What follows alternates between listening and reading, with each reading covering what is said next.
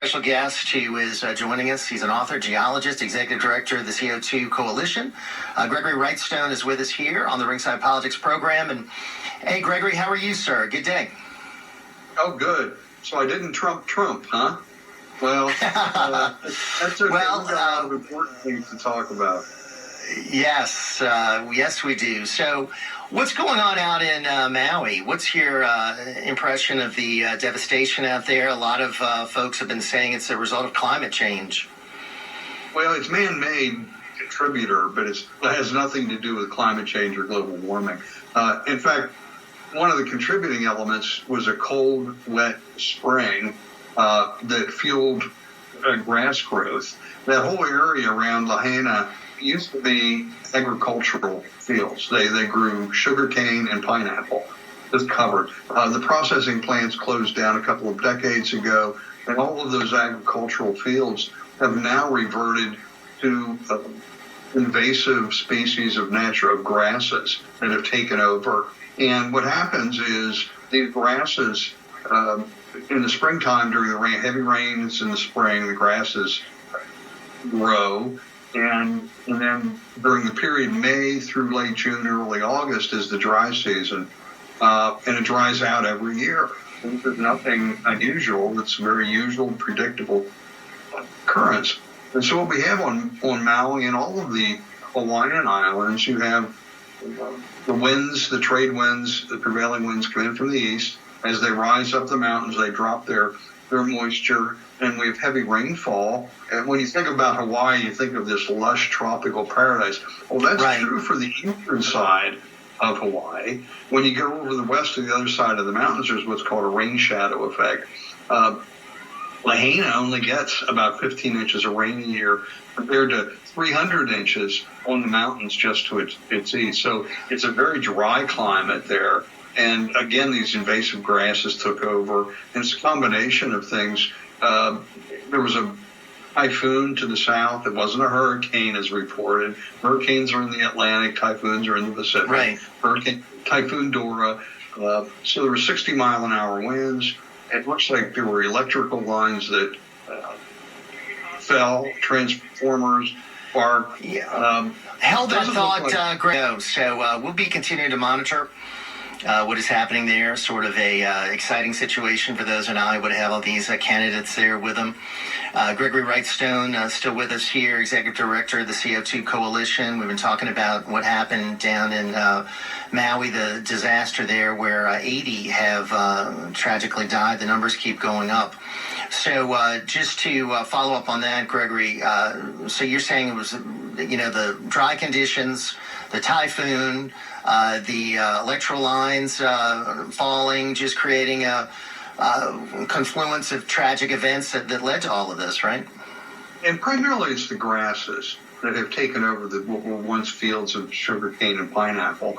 They didn't have fires in that area because they were it's hard. Well, it isn't hard to burn sugarcane, but they didn't have that. But now these invasive grasses have taken over.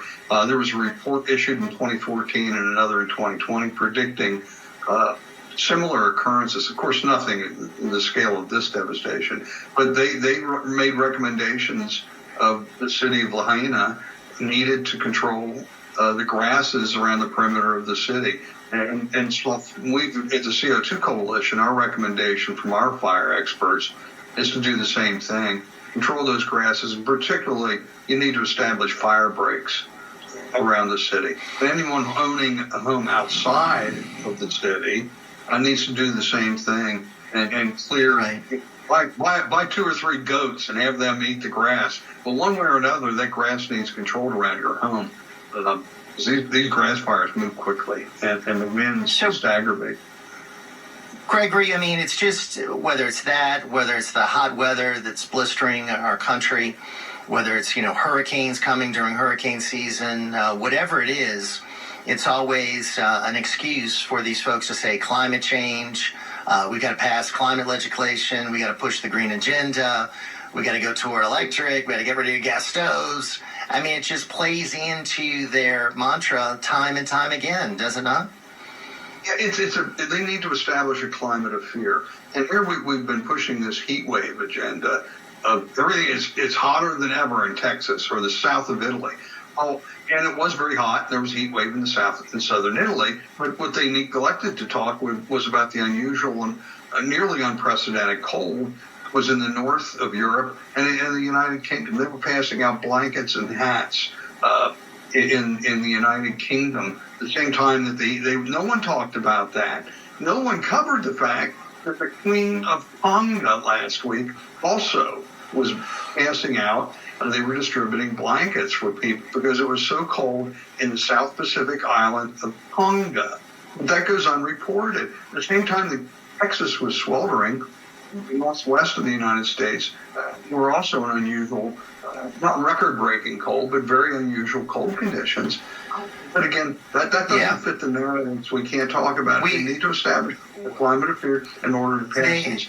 And boy, the media is working with them, and we only have a few seconds, but I did want to get your thoughts on President Biden admitting that the Inflation Reduction Act was nothing really about inflation. It really was about green energy and this climate of fear, as you say. And that's what it was really all about. So now the truth comes out because, we still have inflation. It was just to get their green agenda through, right? It's horrible. And the worst thing that might occur might be this is for Joe Biden to declare a national climate emergency. That allows him, that frees up some 130 plus things that he can enact just by fiat. I would, if he does it, things like imposing a nationwide 55 mile per hour maximum, like there was back in the oil embargo days. And he can do that. It was done then. Montana might say, well, we're not going to do that. What they did before was, they say, if you don't want to do that, we'll withhold your highway. Yeah, and that's the power that they have, and there's entirely too much power in the president's hands on all these issues. And Gregory, we'll do it again soon. Thank you so much for being with us and highlighting some of these important issues here on the Ringside Politics program. Thank